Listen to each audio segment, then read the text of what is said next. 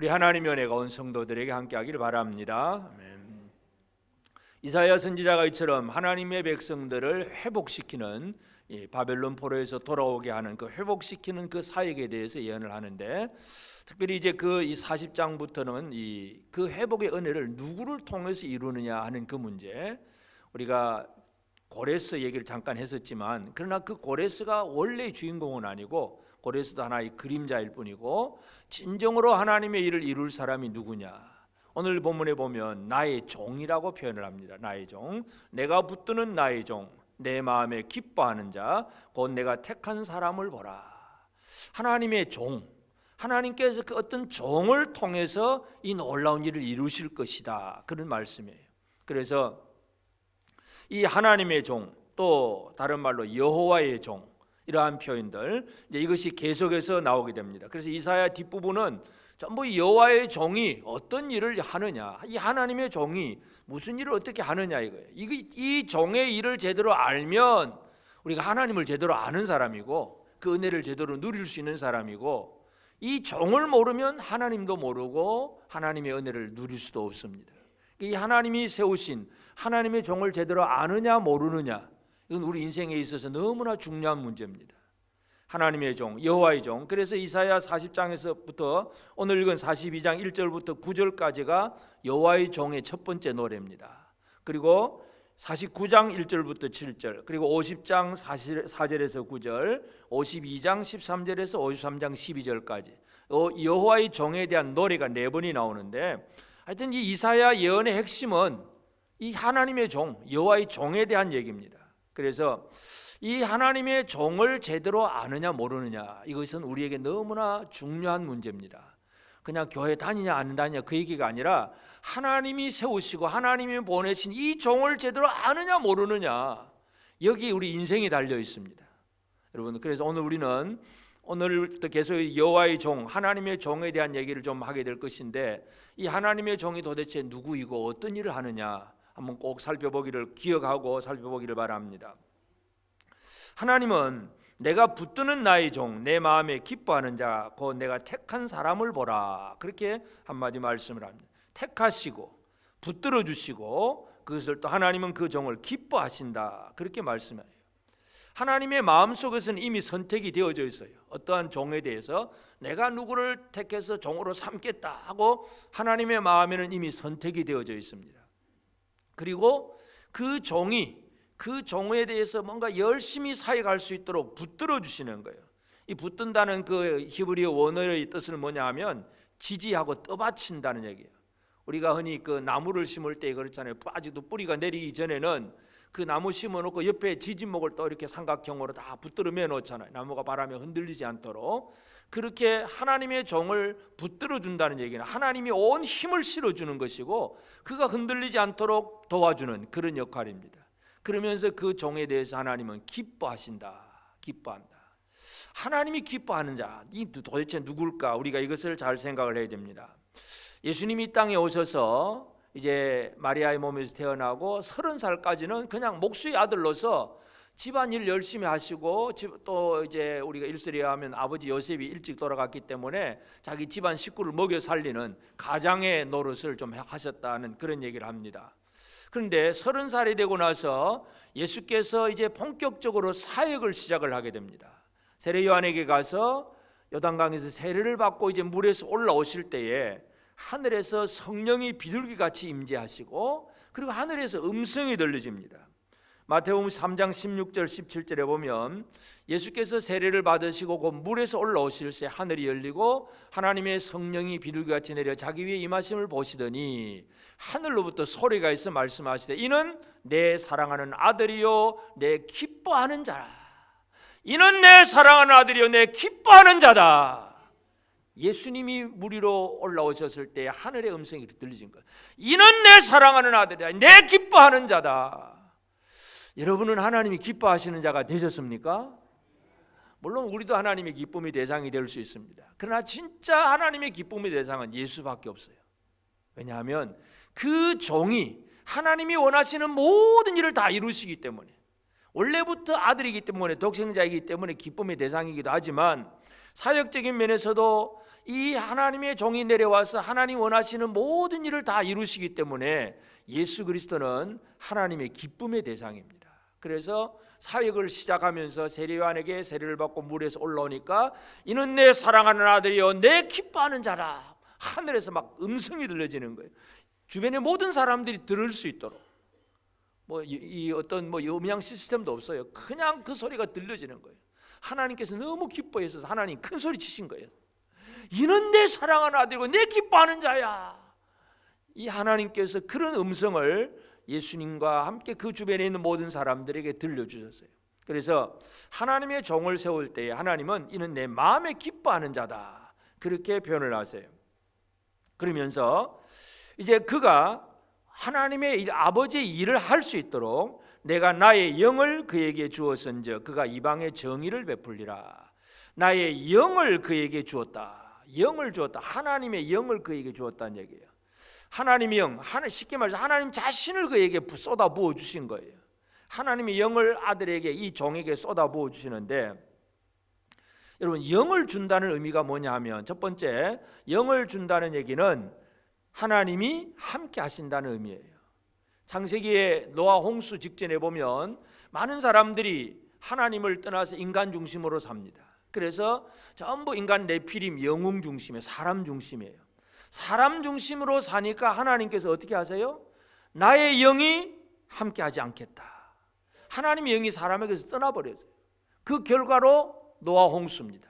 이 땅의 인구가 몇십억이 된다고 하더라도 하나님이 떠나버리면 그 인간은 아무것도 안 해요. 사람들은 인권 얘기하지만 하나님 영이 떠나버린 인간은 하나님 앞에서는 아무 가치가 없는 거예요. 그래서 영이 함께한다, 영이 떠난다는 개념을 잘 이해를 하셔야 돼요. 하나님의 종에게 하나님께서 영을 부어주신다는 것, 나의 영을 그에게 주었은저 하는 것은 바로 하나님께서 종을 보내지만 그 종과 함께 일하시겠다고 하는 그런 의미이기도 하고, 또 왜 영을 보내주시느냐, 영을 주시는 의미는 영이 그 사람을 이끌어 가시기 때문입니다. 여러분 우리 속에 우리도 이끌려 살잖아. 이끌려. 예를 들어서 요즘 이제 많이 하는 것들 중에 우리 청소년들 게임에 중독이 되면 어떻게 됩니까? 예배 시간에 부모 눈치 보느라고 저 뒤에 앉아서 예배 자리에 참여는 했어도 여전히 게임이지. 스마트폰으로 게임. 이끌리는 거야. 이끌려서 어쩔 수가 없어. 이거는 막 하고 싶은 거예요. 안 하고 싶어도 그냥 자동적으로 이끌려가는 거예요. 영이 들어오면 영은 우리를 이끌어 가세요. 하나님의 종에 하나님의 영이 들어가서 그 종이 하나님의 일을 하게 하세요. 이게 바로 하나님께서 영을 보내시는 목적인데, 그럼 하나님의 종은 어떤 일을 하느냐 하면 나중에 61장에 나오는데, 이사야 61장 1절에 보면 주 여호와의 영이 내게 내리셨으니 이는 여호와께서 내게 기름을 부어사 가난한 자에게 아름다운 소식을 전파하려 하심이라. 나를 보내사 마음이 상한 자를 고치며 포로된 자에게 자유를, 갇힌 자에게 노임을 선포하며. 하나님께서 하나님의 종에게 영을 부어주시고 기름을 부어주심으로 그에게 이끌려서 사람이 되신 예수님께서 하시는 일이 뭐냐 하면, 누가복음에도 바로 이 말씀을 그대로 인용하시면서 예수님이 자신의 사역을 선포를 하시잖아요. 가난한 자에게 아름다운 소식, 복음을 전하신다. 아름다운 소식을 전하고, 나를 보내사 마음이 상한 자를 고치고 포로된 자에게 자유를, 갇힌 자에게 노임을 선포하는 것. 이게 하나님의 영을 하나님의 종에게 부어서 그 종이 하나님의 영에 이끌려서 이 일을 하신다는 거예요. 이게 바로 하나님이 원하시는 뜻이다. 우리가 그렇게도 이해할 수 있습니다.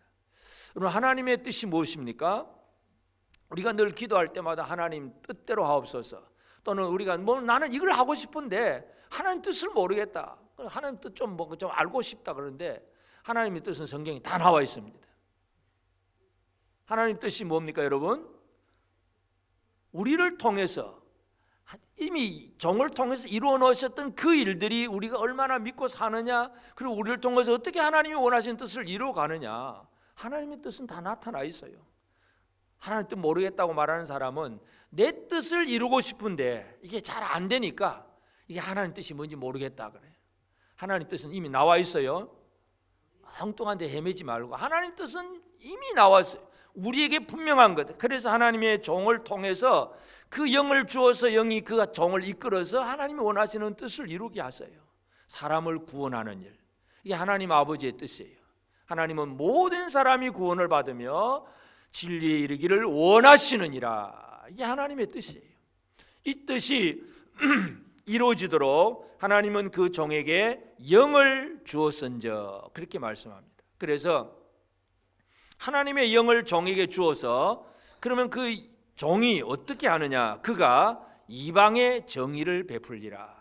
이방의 정의를 베풀리라. 이게 하나님의 원하시는 뜻이에요. 정의를 베푸는 것. 하나님께서 가장 원하시는 것은 바로 이 정의로움입니다. 요즘 우리나라에서도 뭐 정의, 공의 늘 얘기하잖아요. 그런데 광화문에서 모인 사람이나 서초동에 모인 사람이나 전부 불의를 외치는 집단이 있습니까? 모두가 정의를 외치잖아요. 모두가 이쪽이든 저쪽이든 전부 정의예요. 정의. 불의를 외쳤다가는 큰일 나죠. 우리는 불의를 합시다 그럴 수가 없잖아요. 전부 정의를 외치는데 결국 그 정의가 뭐예요? 인간, 자기 생각의 정의예요. 나는 이게 정의다. 이쪽 사람은 나는 이게 정의다. 전부 자기 나름대로의 정의를 외치고 있는 거예요. 진짜 하나님께서 원하시는 것은 하나님의 뜻, 하나님이 원하시는 정의가 이루어져야 됩니다. 아모스 시대, 이사야보다 조금 앞선 그 아모스 선지자도 이 이스라엘이 왜 멸망을 당하느냐 하는 문제에 대해서 아모스 5장 15절에 보면 너희는 악을 미워하고 선을 사랑하며 성문에서 정의를 세울지어다. 만군의 하나님 여호와께서 혹시 요셉의 남은 자를 불쌍히 여기시리라. 정의를 어떻게 세우라 그럽니까? 악을 미워하고 선을 사랑하며. 근데 이것도 이제 사람들이 또 선과악의 기준이 자기가 되어버렸어요. 내 편이면 전부 선하고 저쪽 편이면 전부 악하고, 그래서 내가 외치는 건 전부 정의고 하나님하고 상관이 없어요. 모든 선과 악의 기준은 뭡니까? 하나님이세요. 하나님이 굿 해야 그게 선이고 하나님이 아니 그러면 아무리 인간이 좋아 보여도 그것은 악한 것이에요. 우리가 기준이 되면 잘못된 정의를 외치게 됩니다. 하나님의 기준을 제대로 알아야 하나님이 원하시는 정의를 바르게 세워갈 수가 있습니다. 이 하나님의 종, 여호와의 종은 이방의 정의를 베풀리라. 악을 미워하고 선을 사랑하며. 그러면 악이 뭐예요? 악이? 이 악한 것이 무언가를 잘 아는 것이 중요합니다. 뭘 미워하셨냐? 예수 그리스도는 이 땅에 오셔서 뭘 미워하시고 무엇은 사랑하셨느냐 이거예요. 이게 자꾸 헷갈리는 거예요. 지금도 막 그냥 정치적으로만 생각을 하고 내 편은 선하고 남의 편은 전부 악하고, 이게 기준이 전부 자기 감정, 자기 기분이에요. 진짜 하나님이 원하시는 것이 무언가를 이해해야 됩니다. 이걸 모르게 되면 그저 똑같아요. 뭐 그냥 도토리 키재기 조금 더 하나 덜 하나 막 그런 정도로 서로 잘하나 못하나 그런 정도예요. 아무리 남을 향해서요 막 악하고 뭐 악하고 물러간다 그래도 물러가라고 해도 나는 그만큼 선합니까? 결코 그렇지 않아요. 인간은 완벽하게 선한 사람이 아무도 없어요. 남의 탓을 하기 전에 내 눈에 있는 들보도 먼저 봐야 되는데 내 눈에 들보는 잘 안 봅니다. 남의 티끌은 너 열심히 보면서 막 외치게 됩니다. 서로 똑같아 지금. 이게 한국 땅이 지금 얼마나 심각한 문제인지 모릅니다. 악한 영이 분쟁과 분리의 영으로 이 나라를 지금 흔들고 있습니다. 이것에 대해서 우리 교회가 깨어 있어야 됩니다. 교회가 할 일이 뭔가를 잘 이해하셔야 돼요. 예수 그리스도는 이 땅에 이제 이 하나님의 종으로서 오시잖아요. 그래서 악을 미워하고 선을 행하는 이 예수 그리스도의 사역이 뭐냐면, 예수님이 이 땅에 오신 목적 자체가 요한일서 3장 8절에 보면 죄를 짓는 자는 마귀에게 속하나니 마귀는 처음부터 범죄함이라. 하나님의 아들이 나타나신 것은 마귀의 일을 멸하려 하심이라. 마귀의 일이 뭡니까? 분쟁과 분리예요. 하나님과 사람 사이를 갈라놓고 사람과 사람 사이도 갈라놓고 사람과 자연 사이도 갈라놓고 모든 것을 갈라놓는 것이 마귀의 일이에요. 그럼 예수께서 이 땅에 오신 일이 뭐냐 하면 그 마귀의 일을 멸하려 하심이에요. 마귀의 일을 멸하고 사람과 사람이 하나 되게 하시고 사람과 하나님 사이 관계가 회복이 되게 하시고 이게 예수 그리스도의 하신 일이에요. 하나님의 영을 받아서 이 땅에 오신 예수님은 이 땅에 오셔서 3년 반 동안 사역을 할 때에, 물론 예수님 당시에도 많은 유대인 랍비들, 교사들이 있어가지고 이 사람들도 율법을 많이 가르칩니다. 늘 그 어떤 유명한 랍비 문화에 가면 그 제자들이 많이 있어가지고, 하여튼 유대인들은 율법에 대해서 어릴 때부터 달달달달 외우다시피 해가지고 율법에 정통합니다. 그런데 예수님이 나타나셔서 예수님도 가르치기를 시작하셨어요. 안식일날 가버나움 회당에 가서 말씀을 읽고 가르치기를 시작하는데 첫 번째 드러나는 반응이 뭐냐? 마가복음 1장에 가버나움 회당에서 예수님이 가르칠 때 첫 번째 일어나는 반응이 더러운 귀신 들린 사람이 외치는 거예요. 예수여, 당신이 뭐하러 왔습니까? 우리하고 무슨 상관이 있습니까? 왜 왔습니까? 왜 우리로 막 긴장하게 만들고 우리를 쫓아내려고 왔습니까? 귀신이 발악을 시작을 하는 거예요. 그 이전까지는 다른 가르침을 주는 랍비들에게서는 귀신이 아무 말도 안 합니다. 잘 가르쳐, 니 잘해라. 그거 끝나버려요. 왜냐하면 이 하나님이 악하게 보신 것에 대해서 그냥 문자적으로 드러난, 이건 나쁜 짓이고 저거는 괜찮은 짓이고, 이렇게 하면 선하고 저렇게 하면 악하고, 이 정도만 가르치기 때문에 귀신에 대해서는 언급을 안 하거든요. 악한 영에 대해서 언급을 안 해요. 그러니 그들은 가만히 있다가 예수 그리스도가 등장하자마자 귀신이 반응을 하기를 시작합니다. 그 일을, 그래서 예수님은 더러운 귀신을 쫓아내는 일을 시작을 합니다. 이게 바로 복음서의 많은 사건들이에요. 그 귀신을 쫓아낼 때에 예수님께서 어떻게 하셨느냐 하면, 마태복음 12장 28절에 보면, 그러나 내가 하나님의 성령을 힘입어 귀신을 쫓아내는 것이면 하나님의 나라가 이미 너에게 임하였느니라. 이 귀신을 쫓아낼 때 예수님이 뭐라 그럽니까? 하나님의 성령, 하나님의 영을 힘입어서 쫓아내는 것이다. 결국 이것은 곁에 있는 제자들에게 지금 가르쳐 주시는 거예요. 영적 전쟁의 원리를 가르치는 거예요. 우리가 쫓아내야 될 대상은 무엇이고, 우리가 미워해야 될 악은 무엇이고, 그 악은 어떻게 쫓아낼 수 있느냐, 어떻게 이길 수 있느냐, 제자들에게 보여주시고 가르쳐 주시는 내용이에요. 마귀의 일을 멸하러 오셨지만 예수님이 십자가에 달려 죽으시고 하는 그까지도 마귀는 여전히 있잖아요. 지금도 마귀는 활동하잖아요. 싸움의 원리를 가르치신 거예요. 최종적인 승리가 이제 마지막 예수 그리스도로 말미암아 이루어지게 되겠지만, 그 과정까지는 우리 모두가 이 영적 전쟁에서 어떤 싸움을 어떻게 싸워야 되느냐, 이것을 보여줍니다. 하나님의 종은 이 땅에 와서, 하나님의 영으로 이 땅에 와서 악한 것을, 가장 악한 것, 악을 미워하고 선을 사랑하고 정의를 세우는데, 그 악이 뭐냐? 그것이 바로 악하고 더러운 영들입니다. 인간이 아니에요. 사람이 아니에요. 여러분, 사람에게서 잘못이 있을 수 있습니다. 그런데 그 사람이 악한 것이 아니라 그 사람 속에 악하고 더러운 영이 들어가서 그 악한 영에 이끌려 사는 그것이 지금 악하게 보이는 거예요. 그러니까 우리가 싸워야 될 대상을 정확하게 알아야 됩니다. 사람을 보고 싸우는 것이 아니라 그 사람 속에 있는 악의 영, 그 권세를 보고 우리가 싸워가야 됩니다. 예수님께서 이 땅에 오셔서 이방의 정의를 베풀리라 그랬는데, 이 정의를 어떻게 세우셨는가를 잘 이해를 하셔야 돼요.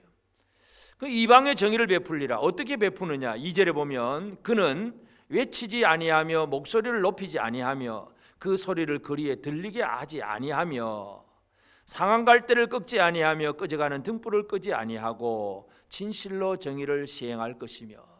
예수님이 진실로 정의를 시행하는 거 어떻게 한다고요?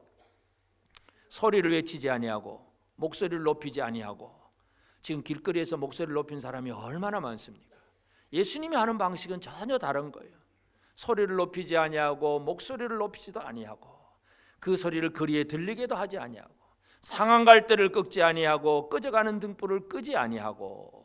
이게 예수님의, 하나님의 종으로서의 사역의 원리입니다. 세상을 정복하는 왕들은, 그 왕들에게는 사랑이라고 하는 개념이 없습니다.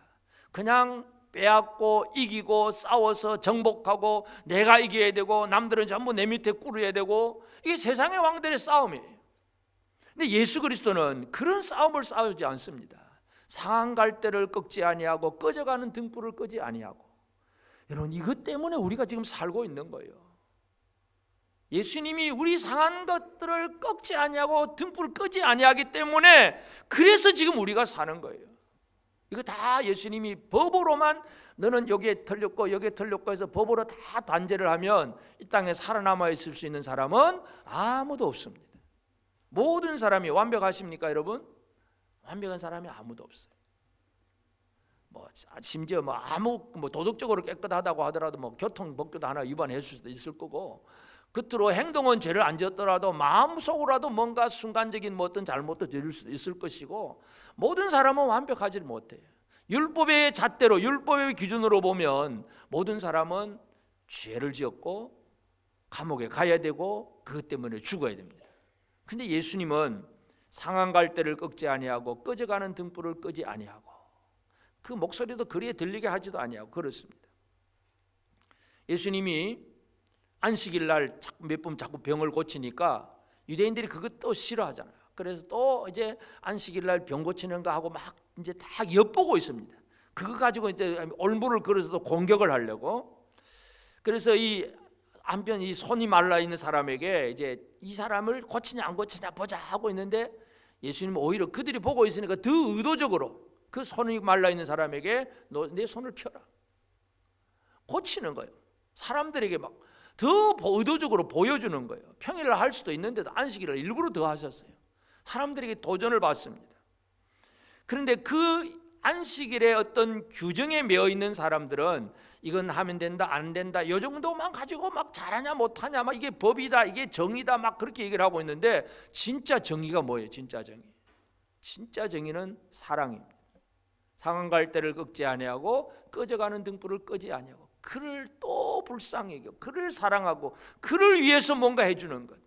그래서 이 마태복음에서 마태복음 12장에 그 안식일에 병 고친 사건 뒤에 마태가 이 오늘 본문 이 이사야 20장을 그대로 인용합니다. 마태복음 12장 20절에 보면 상한 갈대를 꺾지 아니하며 꺼져가는 심지를 끄지 아니하기를 심판하여 이길 때까지 하리니. 예수님의 사역을 마태가 이 안식일에 병 고치는 그 사건을 가지고 한 번 더 확인하는 거예요. 예수님의 정의가 뭐냐, 예수께서 세우시는 정의가 뭐냐. 그냥 거리에 나가서 외치는 게 정의가 아니라 그 연약한 불쌍한 영혼들, 아무도 그를 도와줄 자가 없고 아무도 그를 뭔가 어떻게 해볼 수도 없는데 그 영혼을 불쌍히 여기시고 그를 고쳐주시고 사랑하심으로 그것이 진짜 주님이고 하나님의 종이시고 상한 갈대를 꺾지 않는 이 예언의 말씀을 이루시는 분이다. 마태는 그것을 기록을 하고 있습니다. 그리고 그러면서 그것을 언제까지 하느냐, 심판하여 이길 때까지 하리니. 완벽하게 이길 때까지 이 사랑의 삶을, 대적을 완전하게 이기고 완전히 대적을 멸할 때까지 하신다는 거예요. 이것 때문에 오늘 우리가 살고 있습니다. 예수의 사랑, 이 사랑의 은혜가 아니면 어느 누구도 살아갈 수 없습니다. 그러면 이 여호와의 종이신 예수님은 상한 갈대를 꺾지 아니하고 이룰다 그랬고, 그 다음에 이제 4절에 보면 그는 쇠하지 아니하며 낙담하지 아니하고 세상에 정의를 세우기 이르리니. 자, 정의를 또 어떻게 세우느냐? 쇠하지 아니하고 낙담하지 아니하고 그렇게 표현합니다. 쇠한다, 낙담한다 비슷한 말이긴 한데, 쇠한다는 건 아주 약해진다는 표현이에요. 낙담한다는 얘기는 마음이 막 산산조각이 나버렸다.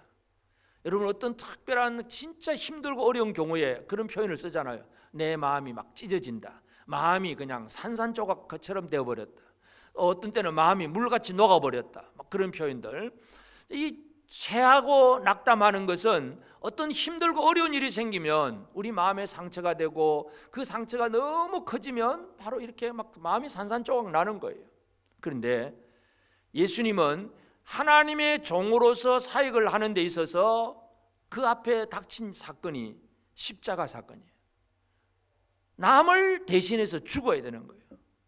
다른 사람을 위해 내가 내 죄 때문에 죽는다 그러면 막 고통스럽긴 하지만 체념을 하자, 어쩔 수 없다.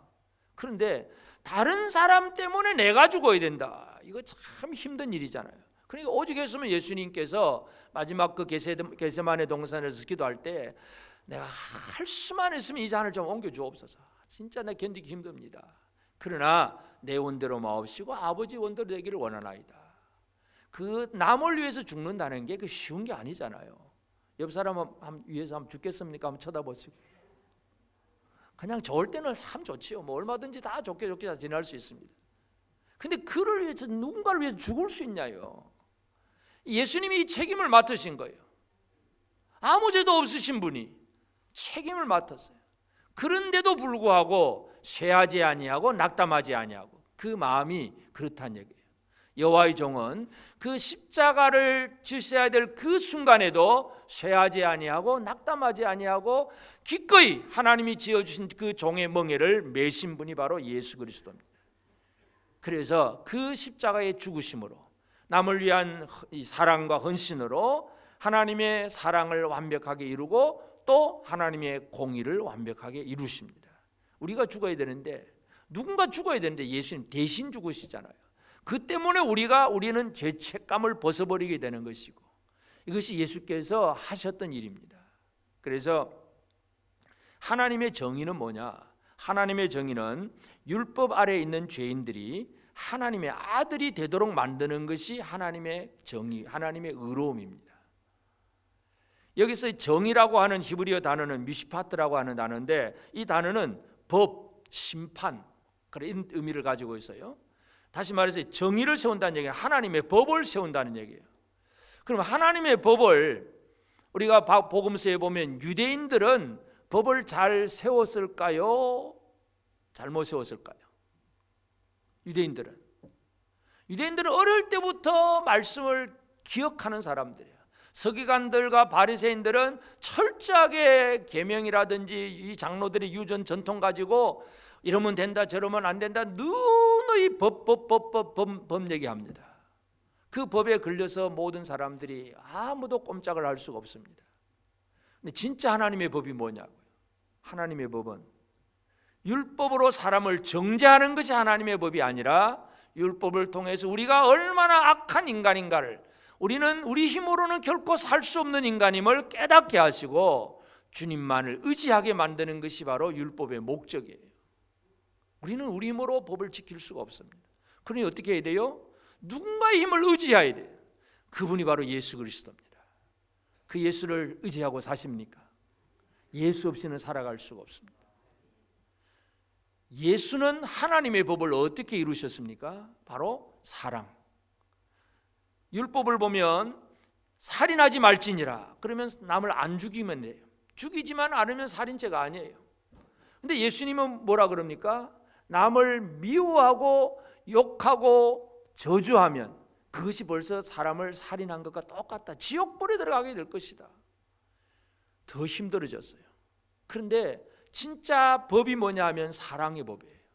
예수께서 이루시 놓은 것이 바로 그것입니다. 그래서 하나님의 종이 이 땅에 오셔서 이루는 일은 하나님의 정의, 하나님의 법을 세우는 일을 이루셨다는 것입니다.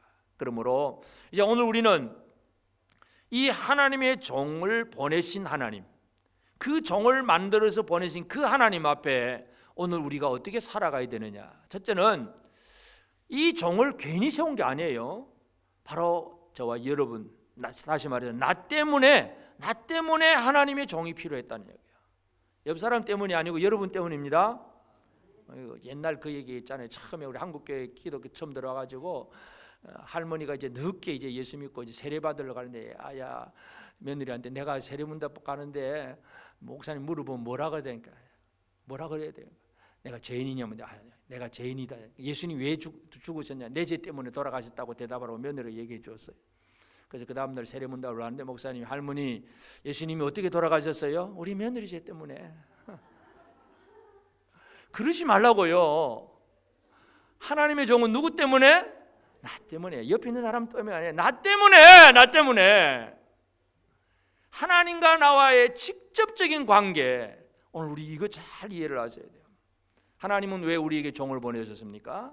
하나님께서 종을 보내신 목적은 한 가지. 우리로 하여금 찬양하게 하심이에요. 하나님은 우리로부터 찬양받으시기를 원하시는 하나님이십니다. 그래서 우리가 이 교회 웨스트민스터 신도교회 이 대소 요리 문답이라고 있어요. 성경 전체를 막 교리적으로 아주 축소시켜서 요리해놓은 요리 문답이 있는데 제 1문이 있어요. 제 1문이 뭐냐면 사람의 제일 되는 목적이 뭡니까? 여러분, 사람의 제일 되는 목적이 뭐예요?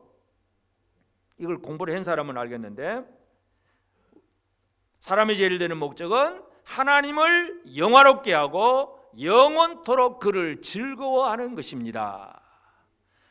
옆 사람에게 물어봅시다. 다 같이 우리 사람의 제일 되는 목적이 무엇입니까? 물어보시고, 그리고 이제 대답을 해야죠. 사람의 제일 되는 목적은 하나님을 영화롭게 하고 영원토록 그를 즐거워하는 것이 인간 최고의 목적이다. 성경의 핵심이에요. 여러분, 하나님을 즐거워하십니까? 지금도 예배 시간에 하나님이 즐겁습니까? 스마트폰에 나오는 어떤 게임이 더 즐겁습니까? 하나님이 즐겁습니까? 세상에서 돈 많이 버는 것이 즐겁습니까? 하나님을 영원토록 영화롭게 하고 즐거워하는 것, 이게 인생의 목적이다. 성경의 핵심 요리, 핵심. 하나님을 즐거워하시길 바랍니다. 하나님 때문에 너무 기쁜 거예요. 몸이 아파도 하나님 때문에 기쁘고, 뭔가 욥처럼 사업이 무너져도 하나님 때문에 기쁘고, 하나님 때문에 즐겁고, 이게 이루어져야 하나님이 원하시는 뜻을, 하나님의 마음에 맞는 삶을 사는 거예요. 사도 바울이 에베소서를 쓰면서 하늘에 속한 신령한 복 얘기를 합니다. 우리에게 주신, 하나님이 주신 복이 뭐냐, 신령한 복 얘기를 하면서 에베소 1장 5절 6절에 보면 그 기쁘신 뜻대로 우리를 예정하사 예수 그리스도로 말미암아 자기 아들들이 되게 하셨으니 이는 그가 사랑하는 자 안에서 우리에게 거저 주시는 바 그의 은혜의 영광을 찬송하게 하려는 것이라. 하나님께서 우리를 창세전에 선택하시고 하나님의 아들이 되도록 우리를 예정하시고 모든 일을 이루셨는데 왜 그러냐? 왜? 뭐 때문에? 뭐 때문이라고요? 그의 영광을 찬송하게 하려는 것이라. 여러분의 삶에서, 여러분의 그 어떤 말이나 행동이나 어떤 삶에서 하나님을 찬송하십니까? 우리 찬송한다는 얘기는 교회 와서 그냥 찬송가 곡자 부르는 그것만 생각하기 쉬운데, 그것도 당연히 고백인 찬송이긴 하지만 삶에서 하나님을 찬송하는 일이 나와야 됩니다. 하나님만이 최고. 하나님 없으면 살아갈 수 없고, 사람들이 볼 때는 이상한 거예요. 그냥 집안도 잘 안 되고 가난하고 뭐 병들고 힘든데도 늘 웃어. 왜 그렇게 기쁘냐? 하나님 살아계시고 하나님 나와 함께 하시고 그래서 기쁘대요. 그러면서 그 말을 들은 사람이 뭐예요? 너희 하나님 진짜 이상한 하나님이다. 그런데 그 너희 하나님 나도 믿고 싶다. 결국 그렇게 되는 거예요. 그것이 진짜 하나님을 찬송하는 일입니다. 하나님을 찬송하게 되기를 바랍니다. 하나님을 즐거워하고 하나님을 찬송하고. 왜냐하면 하나님이 나에게 구원의 종을 보내주셨기 때문에, 나를 구원하시기 위해서 하나님의 아들을 보내주셨기 때문에 그분을 찬송하는 것이 오늘 우리가 해야 할 일입니다. 그리고 이 여호와의 종, 하나님의 종이 되어서 이 땅에서 열심히 십자가를 지시고 사에게 수고하고 헌신하신 분, 여호와의 종, 하나님의 종에 대해서는 우리가 뭘 해야 되겠습니까? 나를 건져주시고 구원하신 그분이 우리에게 원하는 건 또 뭘까요? 예수 그리스도가 오늘 우리에게 원하는 게 뭘까요? 헌금 많이 해라, 그 얘기예요? 결코 그게 아니죠. 예수께서 원하시는 것은 사랑하느냐, 네가 나를 사랑하느냐. 예수님은 우리의 사랑받기를 원하셨어요. 예수 사랑하십니까? 예수를 사랑하십니까? 이 모든 세상에 보이는 모든 것보다 예수를 더 사랑하십니까? 그럼 예수를 사랑한다는 게 뭐예요? 사랑한다는 거, 그냥 난 예수님이 좋아요? 여러분, 좋아요 하고 사랑해요 하고 차이점이 뭐라 그랬어요? 전에 한번 얘기드린 것 같은데, 좋아요 하는 것은 그냥 내가 좋은 거예요. 내가 좋은 거. 저 상대방은 어떻게 되든 말인지 나는 난 너 좋아. 네가 좋아. 사랑해요 하는 얘기는 내가 아니라 상대방이 좋은 거예요. 상대방이 좋아지도록 하는 것이 사랑이고, 그냥 좋아하는 것은 네가 어떻든지 말지 내가 좋아. 좋아요, 사랑해요를 구분을 잘 하시길 바랍니다. 난 너 좋아. 그러면 네 때문에 내가 기분이 좋다는 말이죠. 근데 난 너를 사랑해. 그러면 나는 너를 위해서 뭔가를 할 수 있어. 이거예요. 예수님이 제자들에게 뭘 원하셨느냐를 잘 이해하셔야 돼요. 예수님은 이 땅에서 십자가를 지시고 모든 사역을 다 이루셨어요. 이사야 53장 11절에 보면 그가 자기 영혼에 수고한 것을 보고 만족하게 여길 것이라. 나의 의로운 종이 자기 지식으로 많은 사람을 의롭게 하며 또 그들의 죄악을 친히 담당하리로다. 하나님의 종이 자기 수고를 했어요. 그리고 그거를 만족하게 여기는 거예요. 십자가에 달려 죽으셨는데 물론 달리기 전까지는 아버지 어떡할까요 하고 고민도 한 것 같아요. 근데 죽으시고 부활하시고는 그 십자가를 예수님은 만족하세요. 만족. 예수님은 그렇게 수고하신 분이에요. 그래서 이 예수님이 사람들에게, 제자들에게 뭘 요구하셨느냐? 베드로에게 부활하신 예수님이 원하시는 것, 요한복음 21장 15절에 보면 그들이 조밥 먹은 후에 예수께서 시몬 베드로에게 이르시되 요한의 아들 시몬아 내가 이 사람들보다 나를 더 사랑하느냐 하시니 이르되 주님 그러하나이다. 내가 주님을 사랑하는 줄 주님께서 아시나이다. 이르시되 내 어린 양을 먹이라. 여러분 주님을 사랑하십니까? 그러면 뭐 하라 그럽니까? 어린 양을 먹이라. 물론 우리 모두가 다 어린 양을 먹이는 사도나 목사와 같은 그런 위치에 있지는 않습니다. 그러나 주님의 마음이 어디 있는가를 이해를 하셔야 돼요. 주님의 마음은 어디에 있습니까? 관심은 그 어린 양들에게 예수님이 관심이 있는 거예요. 그래서 네가 내 사랑해? 그러면 내 양을 먹여. 내 양을 좀 잘 길러줘. 주님을 사랑하십니까? 그러면 옆에 있는 분들이 어린 양들입니다. 어떻게 하실 거예요? 잘 먹이고 잘 키워주고 그것이 우리가 주님을 사랑하는 방법이에요. 예수를 사랑하십니까? 예수를 사랑한다면 예수께서 바라보시는 어린 양을 잘 먹이고 입히고 키우는 그 일을 하는 것이 예수를 사랑하는 일입니다.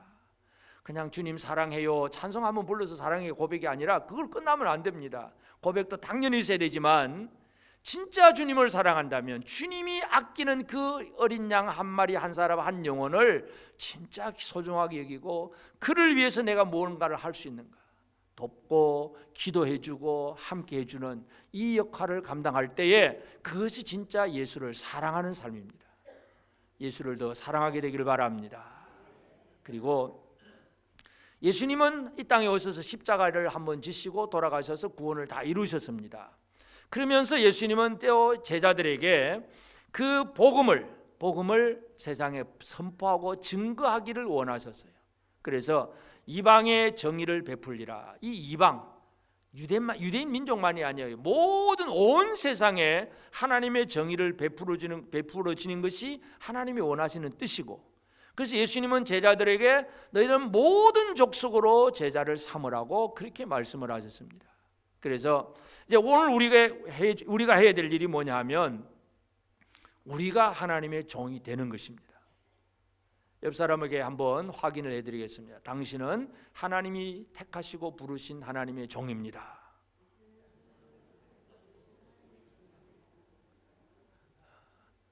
종은 누구의 뜻을 따라야 됩니까?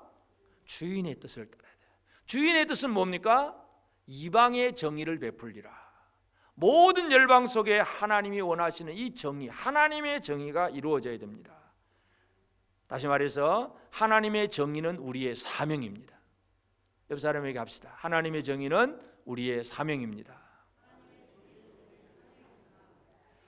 근데 하나님의 정의가 뭐가 정의라고 아까 말씀드렸습니까? 미슈파트라고 하는 단어는 하나님의 법, 하나님의 법이 정의예요. 근데 그 법을 유대인들은 문자로만 지키고 있고 그것으로 자기는 정의롭다고 생각을 하는데 오히려 예수님은 그들을 향해서 화 있을진저 그렇게 막 저주를 퍼부어버렸어요. 왜냐하면 문자로만 생각하려고 인간 중심의 정의를 가지고 막 자기는 옳고 저 나쁜 놈 저놈 틀린 놈들이고 막 그렇게 하는 것 인간적인 정의예요. 그거 가지고는 안 됩니다. 하나님의 법은 사랑의 법입니다. 상한 갈대를 꺾지 아니하고 꺼져가는 등불을 끄지 아니하고 이것이 바로 하나님의 법입니다. 요한복음 8장에 보면 현장에서 간음하다가 잡힌 여자가 있는데 유대인들이 이 여자를 데리고 예수님께 와서 예수를 지금 시험을 하려고 데려온 거예요. 끌고 와가지고 율법에 보면 간음하다가 들킨 여자는 나가서 돌에다 맞아줘. 돌로 사람들이 빙 둘러서 돌 던져서 사람을 죽이는 그런 사형을 해야 됩니다. 그리고 이 여자는 어떻게 된 거예요? 그것도 뭐 증명을 하냐 마냐 할 것도 없이 현장에서 잡히고 왔으니 이거는 뭐 어떻게 해볼 도리가 없는 거예요. 그냥 끌려 나가서 돌 맞아 죽어야 돼. 예수님 말 한마디에 달려 있습니다. 자, 유대인들이 와가지고 예수님, 이 여자가 이랬는데 이거 죽일까요? 살릴까요? 어떻게 할까요? 죽이라 그러면 예수님이 지금까지 막 사랑 얘기했는데 사랑이 없는 것 같고, 살리라 그러면 율법을 범한 것 같고, 그러니까 이 어려운 문제라고 생각하고 이 사람들이 왔잖아요. 근데 예수님이 뭐 해주신 말씀이 뭐예요? 너희가 죄 없으면 너희가 돌로 쳐라. 각자 자기 양심을 찌르는 거예요. 네가 죄가 없으면 돌로 쳐라.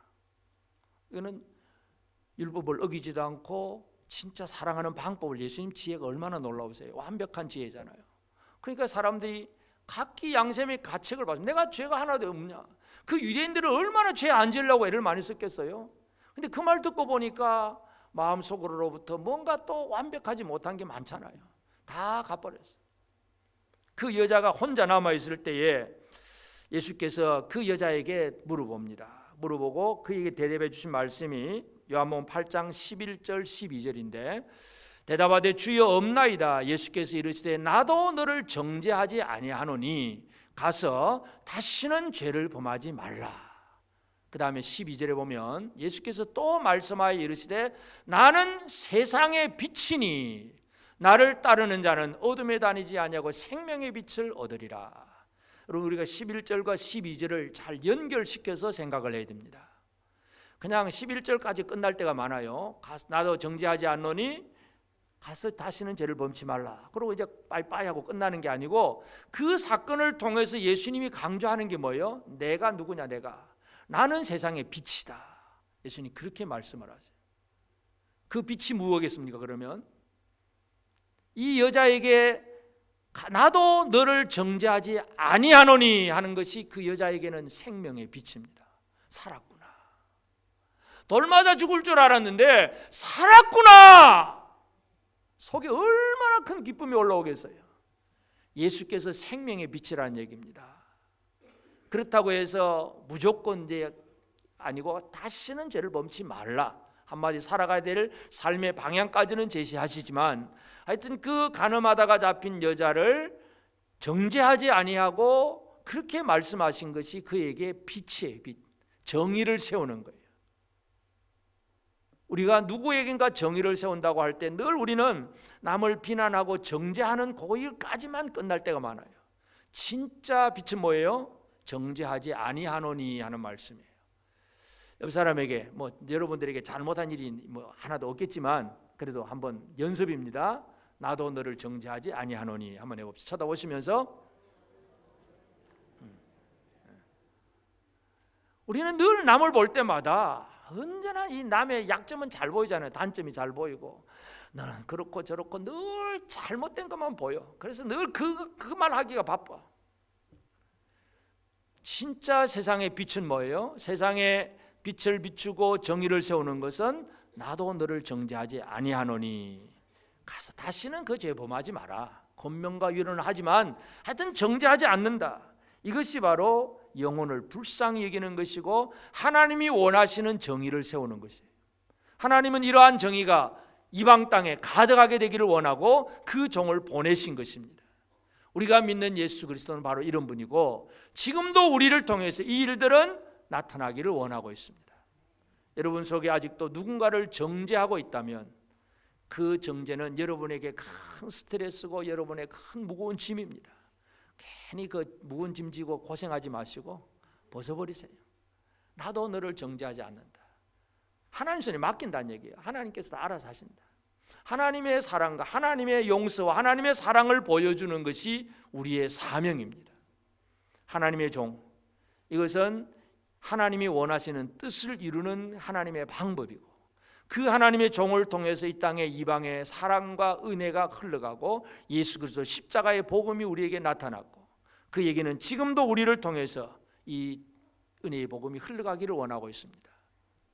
옆 사람들을 한 번 더 격려합시다. 당신은 하나님이 들어쓰시는 하나님의 종입니다. 종노릇 잘합시다.